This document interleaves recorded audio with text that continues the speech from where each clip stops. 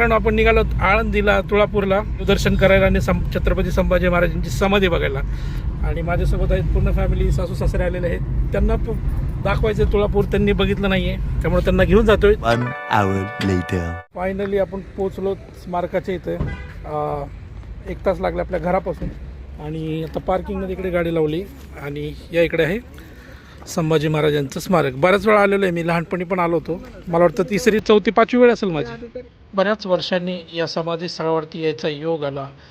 पूर्वी खूप लहान असताना मी आलो होतो आणि ते भरपूर बदल पाहायला मिळत आहेत.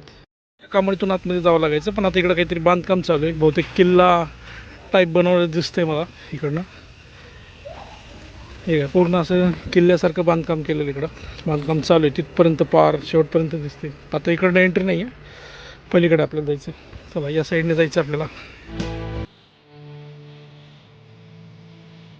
आणि इथं आलं की सर्वप्रथम आपल्याला इकडे कवी कलशांची ही समाधी पाहायला भेटते.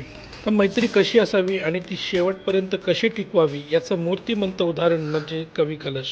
आणि या इकडे आहे संगमेश्वराचं मंदिर महादेवाचं, आणि इथं आहे संभाजी महाराजांची समाधी. आहे संगमेश्वराचं मंदिर. भीमा, भामा आणि इंद्रायणी या 3 नद्यांच्या संगमावरती असल्यामुळे या मंदिराला संगमेश्वर असं नाव पडले असे म्हणतात. मूळ मंदिर हे यादव काळात 1000 वर्षांपूर्वी बांधण्यात आले होते असे म्हणतात. मुख्य सभा मंडपासमोर सुंदर कलाकुसर असलेला नंदी विराजमान आहे. मंदिराच्या सभा मंडपात गेल्यानंतर आपल्याला संपूर्ण दगडी बांधकाम पाहायला मिळतं आणि याच दगडी खांबांवरती आपल्याला सुंदर असं नक्षीकामही केलेलं पाहायला मिळतं. मुख्य गाभाऱ्याच्या प्रवेशद्वारातच आपल्याला दगडात कोरलेला गणपती आणि श्री विठ्ठल रुक्मिणी यांचे दर्शन घडते. आत गेल्यावर तेजस्वी अशा शिवलिंगाचे आपल्याला दर्शन घडते. असे म्हणतात की छत्रपती शिवाजी महाराज त्यांच्या बालवयात या मंदिराला बऱ्याचदा भेट देऊन गेले आहेत आणि माँ जिजाऊही इथे पूजेसाठी येत असत. चला आता संगमेश्वराचं दर्शन तर आपलं झालंय आणि आता संभाजी महाराजांच्या समाधीचं दर्शन घेऊ आपण. मंदिरातून दर्शन घेतलं संगमेश्वराच्या की इथं डाव्या बाजूलाच आहे समाधी. आता समाधीचं जाऊन दर्शन घेऊया. संभाजी महाराज आणि त्यांचे मित्र कवी कलश हे दोघे फितुरीमुळे मोगलांच्या तावडीत सापडले. त्या दोघांना मोगलांच्या बहादूरगड येथे नेऊन त्यांची धिंड काढून त्यांना औरंगजेबासमोर हजर करण्यात आले. औरंगजेबाने त्यांना धर्म बदलून इस्लाम स्वीकारण्यास आणि स्वराज्य मोगल साम्राज्यात विलीन करण्यास सांगितले. संभाजी महाराजांनी त्याला नकार दिला. त्यामुळे औरंगजेबाने त्यांना हाल करून मारण्याचे आदेश दिले. 11 मार्च 1689 रोजी याच तुळापूर येथे संभाजी महाराज आणि कवी कलश यांना क्रूरपणे मारण्यात आले आणि याच तुळापूरच्या त्रिवेणी संगमामध्ये छत्रपती संभाजी महाराजांचे तुकडे करून फेकण्यात आले. इकडे आपण संगमाकडे चाललो. या इथे पण बघायला लिहिलेलं आहे इंद्रायणी, भामा आणि भीमा पवित्र त्रिवेणी संगम. हेच ते त्रिवेणी संगम. या ठिकाणी इंद्रायणी, भामा आणि भीमा या 3 नद्यांचा संगम होतो, म्हणून त्याला त्रिवेणी संगम असे म्हणतात.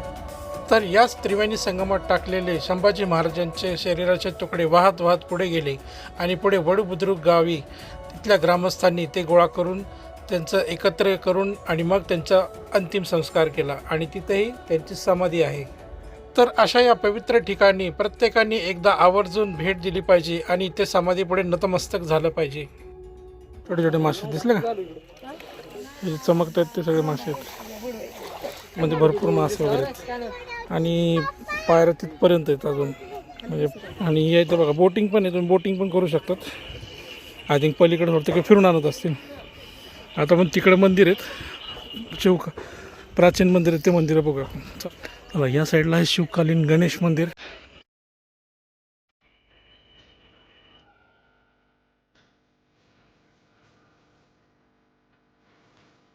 शिवकालीन गणेश मंदिराचं दर्शन झाले आणि आता त्याच्या मागच्या साईडलाच आहे श्री विष्णू महाबल्लाळेश्वर महादेव मंदिर, श्री क्षेत्र तुळापूर.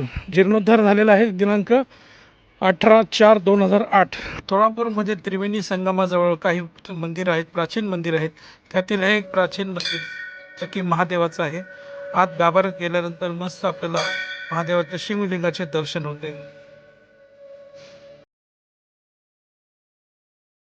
महाबल्लाळेश्वराचं पण दर्शन झालं. ही इंद्रायणी नदीकडनं आलेली, ही वरती 2 नद्यांचा संगम झालेला आहे आणि मग हे तिसरे म्हणजे ह्या 2 संगम होऊन इकडे तिसरी नदी तयार झालेली म्हणून त्रिवेणी संगम. चला मस्त असं प्राचीन मंदिर आहे, पुरातन मंदिर आहे. आता या जागेचं महत्त्व म्हणजे काय ते सांगायचं होतं. बेसिकली संभाजी महाराजांना जेव्हा पकडलं होतं त्यांच्यावरती अत्याचार वगैरे झाले, जे काय झाले 40 दिवस ते तर झाले. मग त्यांना इथं आणलं होतं तुळापूरला आणि तुळापूरमध्ये इथं बांधून ठेवलं होतं, ठीक आहे, साखळदंडाने. ते सगळा प्रकार झाला तो आणि मग इथेच त्यांचे तुकडे वगैरे केले होते आणि मग इथे याच त्रिवेणी संगमावरती नदीमध्ये ते तुकडे टाकण्यात आले होते आणि मग ते तुकडे असे वाहत पुढे गेले आणि पुढे मग वडूबुद्रुक म्हणून गाव आहे तिथे तिथल्या गावकऱ्यांनी एक पर्टिक्युलर व्यक्ती होते त्यांनी ते तुकडे वगैरे गावकऱ्यांनी गोळा केले आणि महाराजांचा अंतिम संस्कार तिकडेच केला वडबुद्रुकमध्ये. त्यामुळे वडबुद्रुकमध्ये पण अजून एक समाधी स्थळ आहे तिकडे.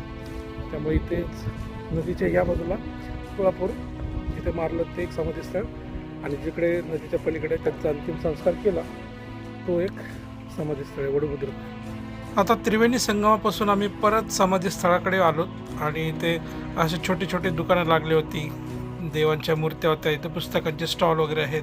या इथं मस्त पिकलेला आंबा आहे, पायनॅपल आहे, अननस आहे आणि कैरी पण आपण कैरी घेतली तर अशा भरपूर स्टॉल आहे तिथं. कोणाकडे पण आपण मस्त घेऊ. तिथं स्वीट कॉर्न पण आहे. काय घ्यायचं का तुला? स्वीट कॉर्न कितीला आहे देख त्याचे स्वीट कॉर्न पण आपण आणून घ्यायचं. मस्त चटणी मीठ टाकलं तिथे मध्ये आपला फेवरेट आयटम. आणि इकडं आहे चिनी मिनी बोरून, शाळेच्या बाहेर आपण खायचो ना चिनी मिनी बोरून. आणि ही आमची चिनी मिनी ही लाल रेष असते ना साईडला ती म्हणाली त्यांना. मस्त अशी ताजी गावरान मेथी इथं आपण घेतली तर मेथी आणि कोथिंबीर पण घेतली तिकडं फक्त म्हणून. आता निघता कवी कलश आणि संभाजी महाराजांच्या समाधीचे परत दर्शन घेऊन आम्ही पुढे प्रवासाला निघालो. मस्त असं आपलं दर्शन झालं. बऱ्याच वर्षांनी आलो होतं तिथं आणि स्पेशली घरच्यांना दाखवायचं होतं, सासू सासऱ्यांना. मुलांनी नव्हतं बघितलं त्यामुळे त्यांना दाखवायचं होतं. तर फायनली आज तो योग आलाच. चला आता हे जे काय आहे बहुतेक म्युझियम वगैरे होईल, सगळ्या पूर्ण इतिहास इथं दाखवलं जाईल बहुतेक. ह्याचं काम चालूच आहे. हे जेव्हा कंप्लीट होईल तेव्हा होईल आणि मग सगळ्यांसाठी ओपन होईल तेव्हा आपण परत एकदा येऊ, मग आपल्याला कळेल की काय एक्झॅक्टली इकडं. आता आपण इथून निघतो आहेत आणि सरळ आता जाऊया आळंदीला, कारण आळंदीच्या मंदिरात दर्शन घ्यायचं. सासू सासऱ्यांना त्यांना पण मंदिरात जायचं आळंदीला. गावाकडनं आलं, आमच्या गावाकडनं कोणी पण आलं की त्यांना सगळ्यांना आळंदीला जायचंच असतं. त्याच्यामुळे आता आळंदीला जाऊया माऊलींचं दर्शन घ्यायला. A few moments later. मित्रांनो आपण आता आळंदीमध्ये आलो. तिथं पार्किंगमध्ये गाडी लावलेली आहे. तर 4 व्हीलरसाठी 100 रुपये पार्किंग आहे. नदीच्या अलीकडे लावली, त्या साईडला नदी आहे इंद्रायणी नदी, ही पार्किंग. आणि आता पुन्हा जाऊया मंदिराकडे. आळंदीमध्ये आलं की बघा आपल्याला असे दुकान वगैरे भेटते, जे टाळ मृदंग वगैरे असे विकत घेऊ शकतात. ह्या लाईनला सगळीकडे टाळ मृदंगाचे दुकान आहे, तिकडं पण आहे.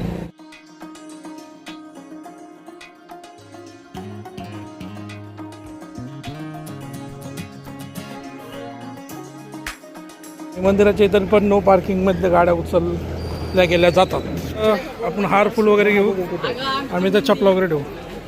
मेन प्रवेशद्वार आहे ज्ञानेश्वर महाराज संजीवन समाधी मंदिर. हां आतमध्ये जाऊया आपण. समाधी मंदिरात जाण्यासाठी आपल्याला या मुख्य प्रवेशद्वारातून आतमध्ये जावे लागते. या प्रवेशद्वाराच्या दोन्ही बाजूस द्वारपालांचं शिल्प आहे.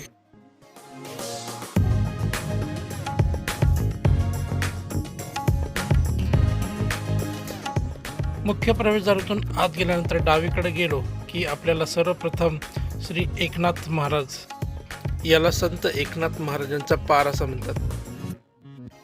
चला या इकडे आहे दर्शन रांग. माऊलींच्या दर्शनासाठी आपल्याला रांगेत उभे राहून दर्शन घ्यावे लागते.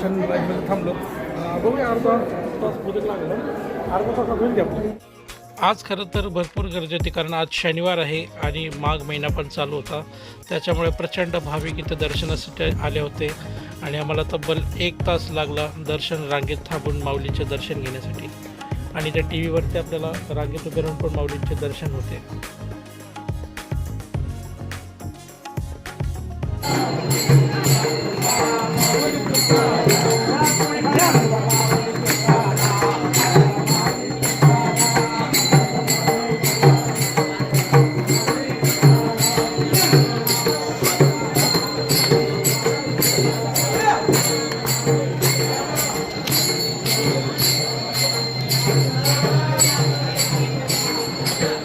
मस्त असं दर्शन झालं माऊलींचं. एक तास लागला बरोबर, आपल्याला एक्झॅक्टली 1 तास लागला दर्शनासाठी. आणि तो बघा त्या तिकडे दिसतोय, तो आहे आत्ता रिसेंटली बसवलेला सोन्याचा कळस मंदिरावरचा. आणि बघा हे बऱ्याच दिवसांनी आलो मी पण आता इथे. हे बघा पूर्ण बांधकाम वगैरे नवीन केलं हे, म्हणजे दगडी बांधकाम तर आहे. जे वरचं दिसतं पूर्ण ब्लॅक काळ्या कलरचं दिसतंय ते सगळं नूतनीकरण केलं आहे. नवीन कळस बसवला आहे. आता माहीत नाही आला कलरिंग करणार का नसतील बहुतेक करणार, असंच असेल किंवा करतील, सांगता येत नाही. तर इकडनं असं लाईनमध्ये लागून हॉलमधून वगैरे इथनं ब्रिजवरनं खाली उतरून मग आपण दर्शन वगैरे घेतलं.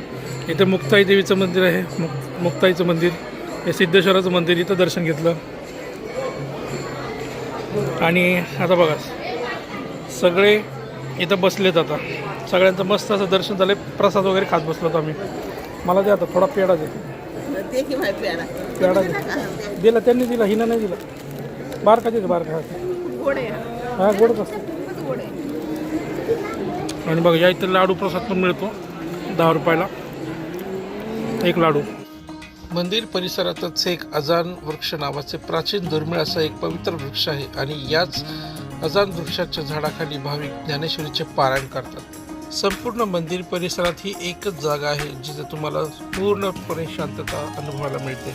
मंदिर परिसरातच हे एक प्राचीन पिंपळाचं झाड आहे आणि त्याला सुवर्ण पिंपळ असे म्हणतात.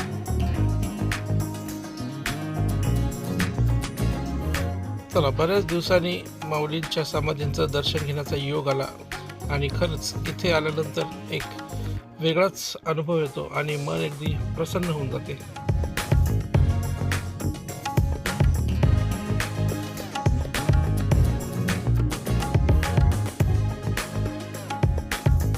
चला, आपलं दर्शन झालं. आता आपण घरी निघालो, म्हणजे पार्किंगकडे चाललो बेसिकली. आता हे सगळे जे शॉप्स आहेत तिकडनं चाललो तर बघूया आता इथं काय घ्यायचं वगैरे.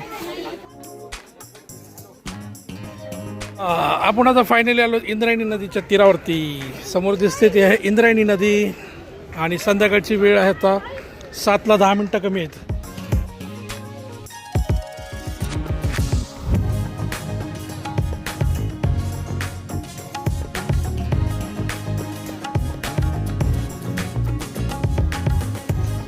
संध्याकाळचं असं हे वातावरण इथलं इंद्रायणी नदीच्या तीरावरती. मस्त असं. फक्त एवढंच की इंद्रायणी नदी जरा घाण झाली आहे, घाण वगैरे भरपूर आहे.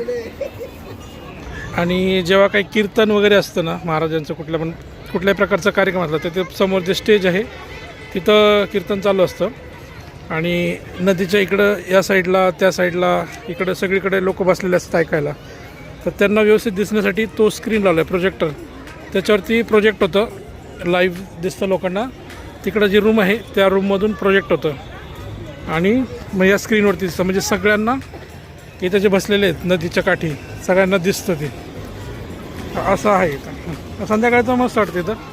ते तिकडं आहे ज्ञानेश्वर महाराजांचं समाधीस्थान मंदिर, जिथून आपण आलोत. ठीक आहे. आणि हा ब्रिज नवीन केलेला होता लाईटिंगवाला, बघा छान दिसतंय. चला मित्रांनो, हा व्हिडिओ आता इथे स्टॉप करतो. हा व्हिडिओ आवडल्यास लाईक करा, शेअर करा, कमेंट करा, सबस्क्राईब करा. थँक्यू.